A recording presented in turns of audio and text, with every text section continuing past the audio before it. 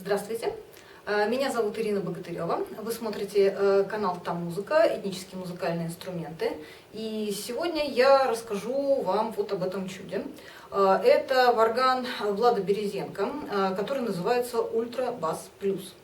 На нашем канале вы найдете ролик о другой модели этого мастера, который называется просто Ультрабас, он чуть-чуть поменьше.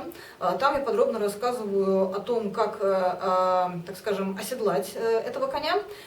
Сегодня мы поговорим о его старшем брате.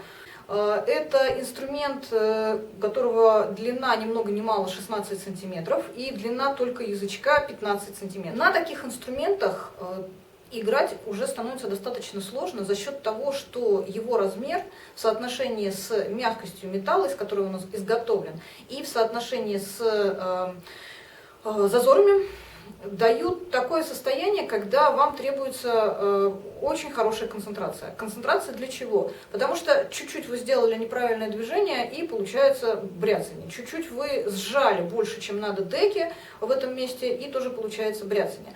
Ну, хочется сказать, вот, большой плюс этой конкретной модели относительно более маленькой модели, что здесь как-то усилено вот это место, в котором вы держите инструмент, и вы уже не так сильно сожмете. Ну, то есть это, конечно, можно сжать, ну да, но это уже надо как-то постараться. То есть нормальный человек, как бы не в порыве страстной игры, он, в принципе, здесь не будет сжимать. Но, тем не менее, все равно, я рекомендую держать эти инструменты как-то вот подальше от дек, то есть, ну, в принципе, любым образом, как вам удобно, но вот стараться вот здесь вот так вот не хвататься, да, прям как будто бы от этого зависит ваша жизнь.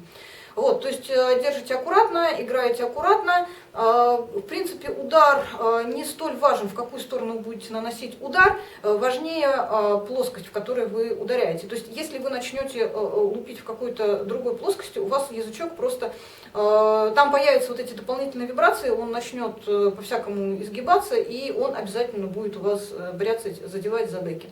То есть играйте достаточно аккуратно, чтобы не было вот этих вот дополнительных призвуков.